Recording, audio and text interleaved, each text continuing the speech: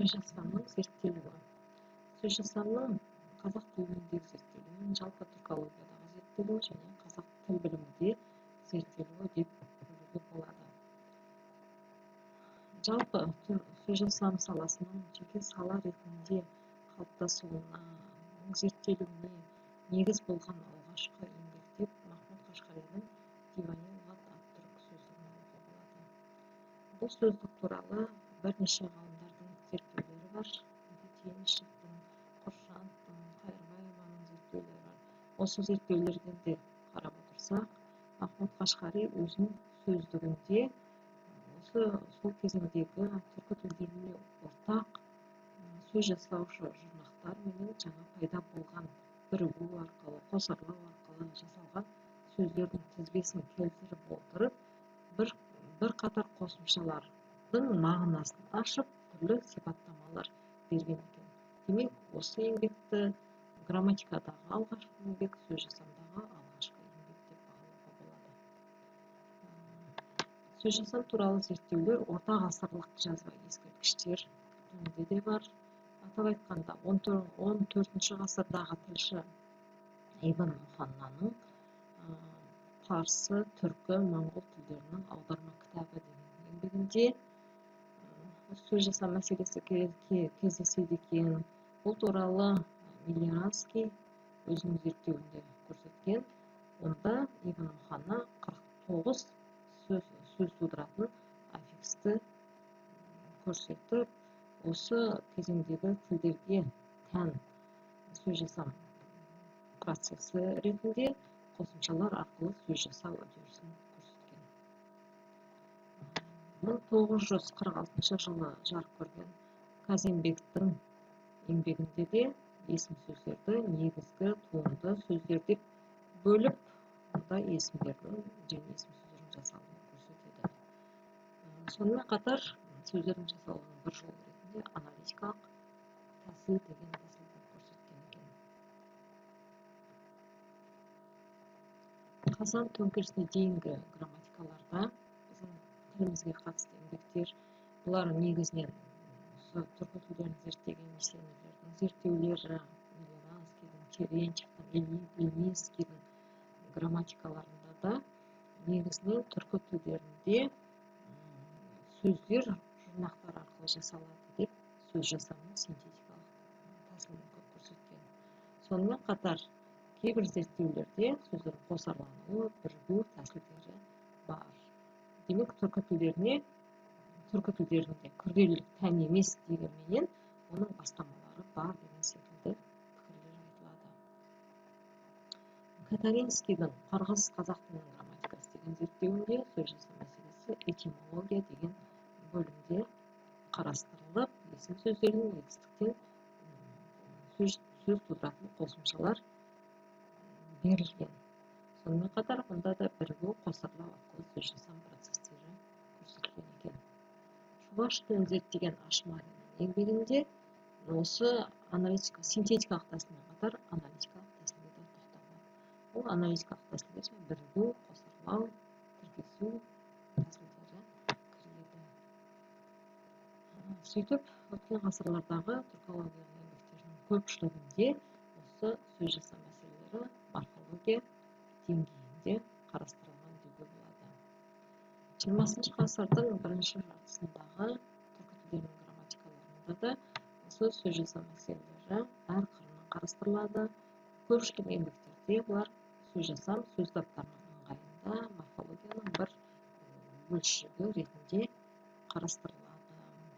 Сөйтіп, сөз жасамның негізгі тәсілі аффикстік тәсіл, сонымен қатар сөздердің бірігуі мен қосарлануы тәсілдері бар деген пікірлер айтылады.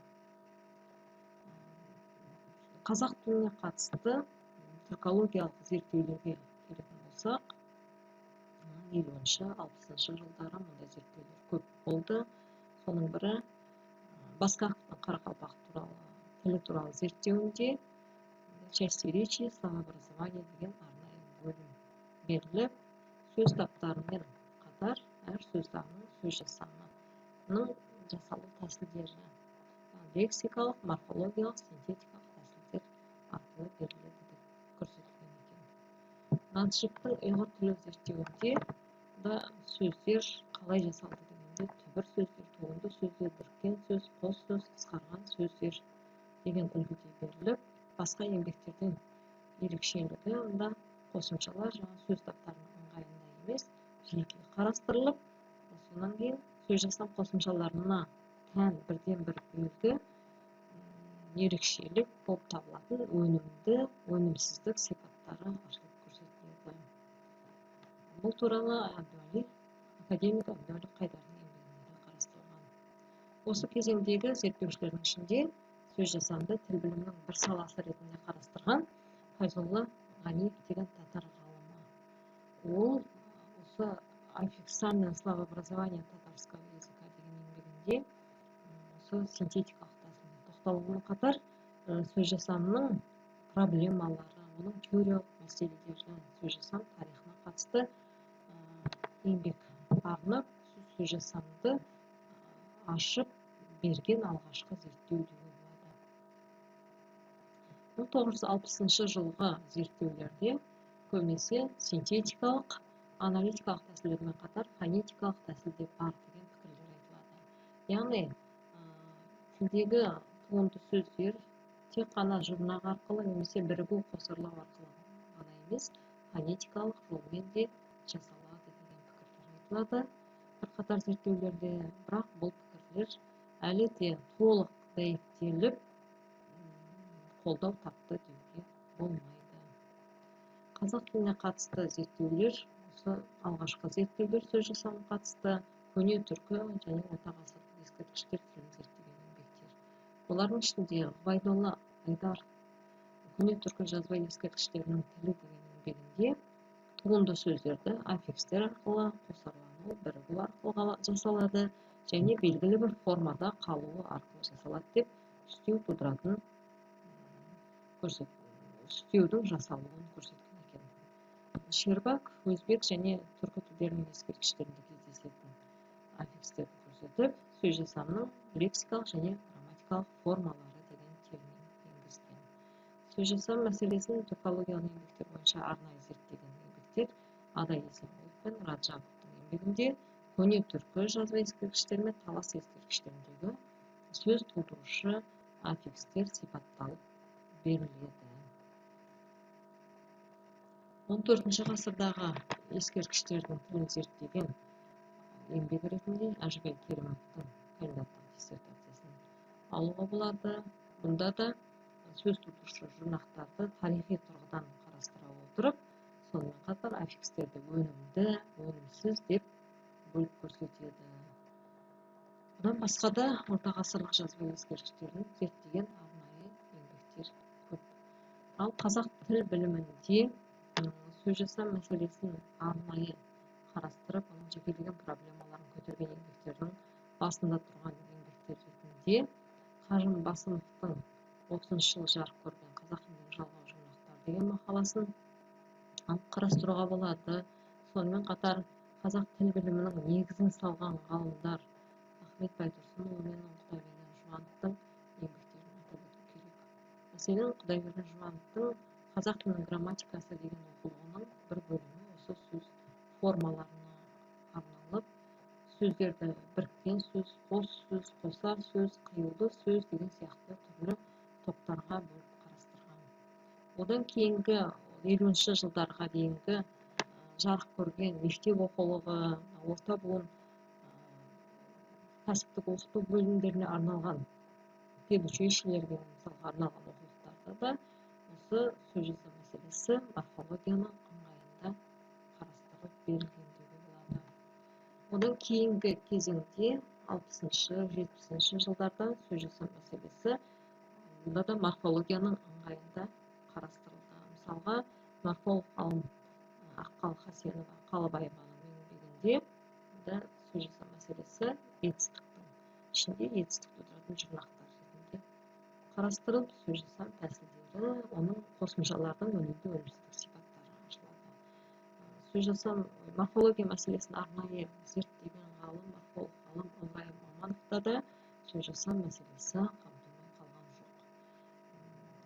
Ыбырайым Мамановтың көтерген мына қосымшаларды жіктеу мәселесі осы сөз жасамның қазақ тілінде жеке сала ретінде қарастырыла бастауына негіз түрткі болды деуге де болады. Мысалға, дәстүрлі жүйеде біз сөз жасам қосымшаларын жалпы қосымшаларды жіктеген кезде жалғау жұрнақ деп жіктейміз. Ал жұрнақтардың барлығы біркелкі емес. Оның ішінде сөз тудырып, мүлде жаңа мағына сөз жасайтыны бар, сөз тудырмайды, тек қана түрлі грамматикалық мағына үстейтіндері бар. Мүмкін осыған байланысты қосымшаларды жіктеуде бізде түрлі пікір қайшылықтары туады. Осыған байланысты, беретін мағынасына байланысты сөз жасам қосымшасы сөз жасамның зерттеу нысаны болу керек те, сөз түрлендіру жұрнақтармен жалғаулар морфологияның зерттеу нысаны болып қалу керек деген мәселе көтеріліп, бізде қосымшаны жіктеудің жаңа ұстанымы ұсынылды.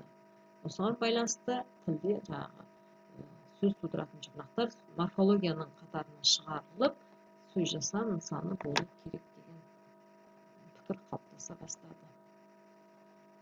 Ал енді 60-70 жылдарға морфология оқулықтарында сөз жасам мәселесінің барлығы сөз таптарының ыңғайында, сөз таптарының жасалуы ретінде беріліп, соның түрлі тәсілдермен көрсетілген деуге болады.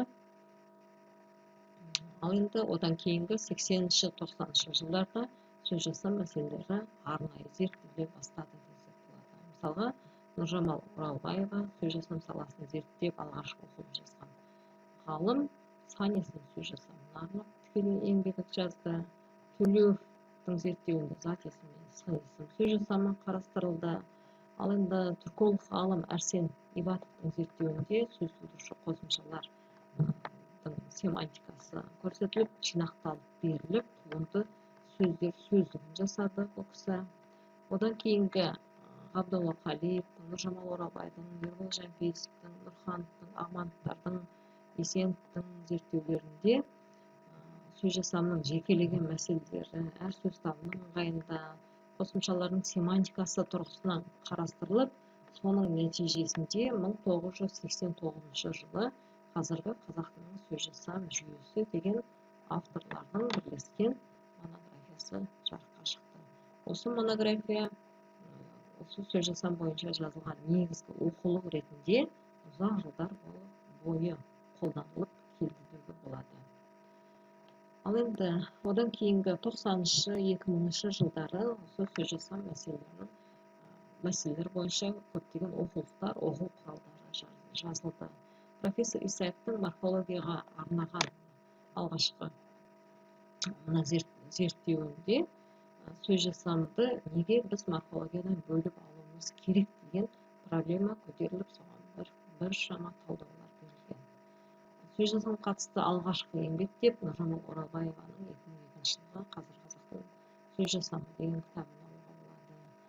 Ғалым Анар Салқынбай тарихи сөз жасам семантикалық аспект деген еңбегін жариялап, 1999 жылы сөз жасау құбылысын ономасиологиялық атау теориясы тұрғысынан қарастырып, осындай еңбек шығарды. Сонымен қатар 2003 жылы қазір қазақ тілінің сөз жасамына арнап оқулық жариялады. Қазіргі қазақ тілі деген 2008 жылғы оқулығы да осы морфология мәселелерімен қатар сөз жасам мәселесіне арналады. Қазақ тіліндегі аналитикалық тәсілмен жасалған туынды сөздерді, яғни күрделі сөздерді уәждеме, аталым тұрғысынан Балқия Қасым қарастырды. Сонымен қатар Ғабдолла Қалиевтің қазір қазақ тіліндегі сөз жасам мәселелері деген еңбегі жарық көрді. Жақсыбай Сарбалаевтың сөз жасам мәселелері деген еңбегі жарық көрген. Мұнда негізінен лексико-семантикалық тәсіл, оның ішінде конверсия арқылы сөз жасау процестері қарастырылады. Сөз жасам сонымен қатар әдістемелік тұрғыдан да зерттеу нысанына айналды. Мәселен, Сәмземе Бейсенбайқызының еңбегінде сөз жасамды модульдік негізде оқыту мәселелері қарастырылды. Ал енді менің зерттеуім, алғашқы зерттеу еңбегімде осы сөз жасам жамиғат таурих тіліндегі сөз жасам мәселесіне арналып, соның негізінде 2001 жылы қазіргі қазақ тіліндегі сөз жасамның жалпы мәселелері мен сөз жасамдық тәсілдері жайында деген еңбегім жарық көрді. Сонымен қатар Нұржамал Оралбай менен шәкірті Кәрімбек Құрманәлиевтің сөз жасамның жалпы теориялық мәселелері деген еңбегі жарық көрді.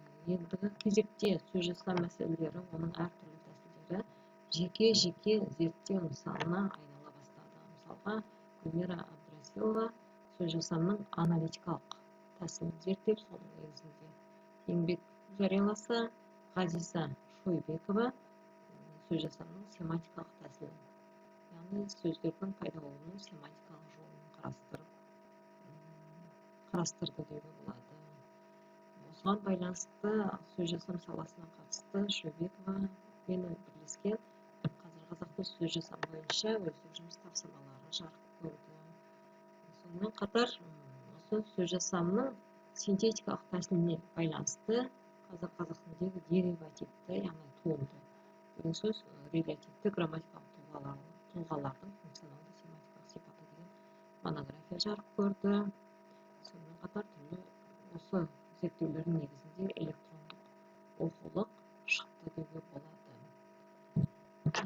Одан басқа да сөз жасамның әртүрлі бірліктеріне байланысты зерттеулер де бар. Мысалға, Кәрімбек Құрманәлиев сөз жасамдық ұя мәселесін қарастырса, Назерке Қоқышева қазір қазақ тіліндегі дене мүшелері атаулары негізіндегі сөз жасамдық ұя мәселесі, Нариман Есенова сөз жасамдық тарам мәселесі деген сияқты, Құрманәлиев сөз жасамдық тізбек мәселесі, Есімсейітов сөз жасамдық тізбек мәселесі деген сияқты сөз жасамның жекелеген мәселелерін қарастырып, осындай еңбектер жарық көрді деуге болады.